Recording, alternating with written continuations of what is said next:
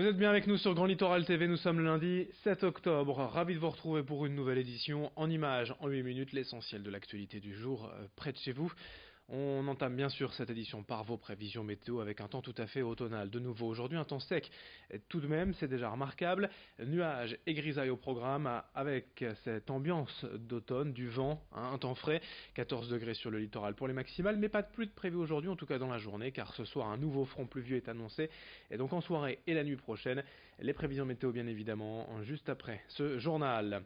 À la une de l'actualité, l'image forcément du week-end à Boulogne, c'est l'opération de désamorçage de cette bombe de 250 kg datant de la Seconde Guerre mondiale et des conséquences importantes pour la population.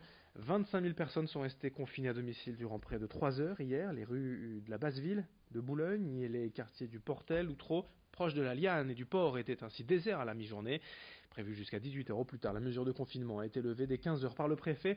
Les démineurs ayant réussi à désamorcer la bombe, l'engin explosif a ensuite été emmené en mer pour être détruit. Mais à cause de conditions météo difficiles, le contre-minage, l'explosion finale a été reportée à aujourd'hui. Plus d'explications tout de suite avec le préfet du Pas-de-Calais, Fabien Sudry, au micro de Morgane Reilal. L'opération de désamorçage de cette bombe de la Seconde Guerre mondiale qui a été découverte en fin de semaine dernière sur Boulogne, cette opération a pu être effectuée par les démineurs de la Marine nationale qui ont réussi ce matin, c'était pas gagné d'avance, je salue vraiment leur professionnalisme, qui ont réussi à enlever le dispositif de mise à feu, à le dévisser. Ce qui rend finalement cette bombe nettement moins dangereuse et ce qui nous permet de lever la zone de confinement qui avait été instituée sur Boulogne. Cette bombe qui n'est plus dangereuse, elle contient toujours de la matière et la Marine nationale va tenter de la faire exploser par une opération de contre-déminage en mer. Et si la date du report n'a pas été précisément fixée par les autorités pour voir cet engin explosif exploser donc en mer et être détruit, sachez tout de même que la bombe en question restera au large jusqu'à la fin de la procédure. Il n'y a donc plus aucun danger. Dans l'actualité du littoral et également dans le Calaisis, on évoque l'extension de la communauté de communes de Calais, Terre et Mer. De nouvelles réactions se font entendre depuis la décision du préfet d'intégrer de nouvelles communes il y a quelques semaines. Certains maires étaient contre cette réorganisation et craignaient surtout une baisse de revenus, notamment du fait de l'implantation du projet Eleclink par Getlink, le propriétaire du tunnel sous la Manche, et un projet basé sur le territoire de communes anciennement rattachées à la communauté Pays d'Opale, ayant rejoint Grand Calais, Terre et Mer. Les autorités tiennent à rappeler que les recettes fiscales de ce projet seront partagées à 50-50 entre les diverses communes et communautés de communes, dès lors que l'argent soit employé pour des dépenses d'investissement et non de fonctionnement. Explication complémentaire au micro de Corentin Escaillé. Une recette, elle est jamais happée. Une recette, elle dépend d'une situation. Là, Eleclink est sur la commune de Peuplingue.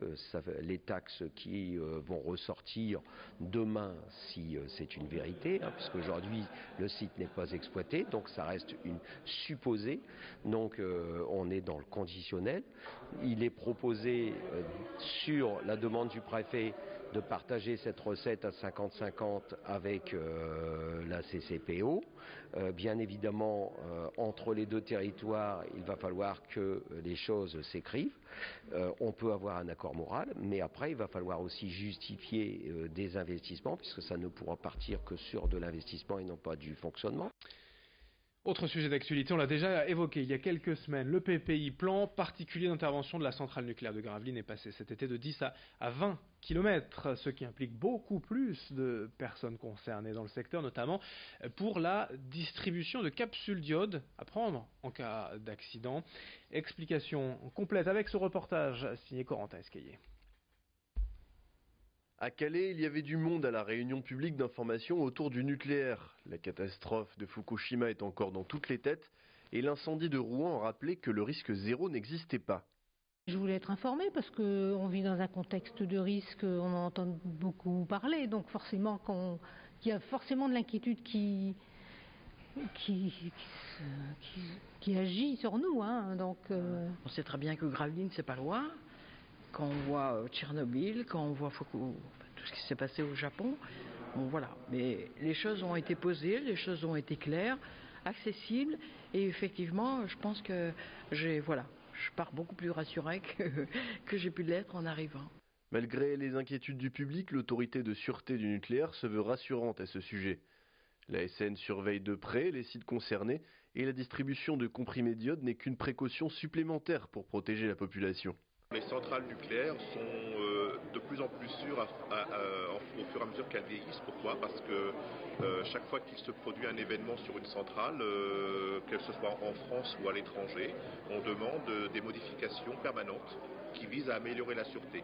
Donc effectivement, les centrales vieillissent, mais les équipements qui vieillissent le plus sont remplacés. Et des modifications nouvelles sont apportées pour que des centrales qui ont 30 ans se rapprochent de plus en plus des standards de sûreté des centrales modernes. Point majeur du plan particulier d'intervention, les pastilles d'iode doivent être ingérées sur demande du préfet. Les personnes vivant dans un périmètre de 20 km autour de la centrale, informées cet été par courrier, sont venues nombreuses chercher ces pastilles en pharmacie, mais elles viennent souvent avec beaucoup de questions. Ah oui, énormément de gens qui viennent, beaucoup de questions, les gens se posent beaucoup de questions, ils viennent avec leurs petits papiers, leurs petits coupons, énormément de personnes s'inquiètent quand même, parce que comme la zone a été étendue, donc forcément beaucoup de personnes viennent. Ouais. Et comme on en parle beaucoup, du coup les gens se sentent de plus en plus concernés, alors qu'avant c'était le même nombre de kilomètres et il n'y avait pas la même réaction des personnes. Et puis quelques résultats sport bien sûr en fin d'édition du football. D'abord avec 2 défaites pour nos clubs du littoral. Dunkerque battu à domicile 2-1 face à Laval. Et Boulogne défait 2-0 à Lyon-Duchère. Défaite également en Jeep Elite en basket. La 3e déjà en 3 matchs pour le SSM Le Portel qui démarre bien mal cette nouvelle saison. 72-103 à domicile. Lourde défaite pour les Portelois face à Strasbourg. Heureusement première victoire cette fois cette saison à domicile pour le BSM Gravelines Dunkerque 108-106 face à Boulazac. Fin de cette édition. Merci à vous de l'avoir suivi. Dans un instant, d'autres infos, d'autres images.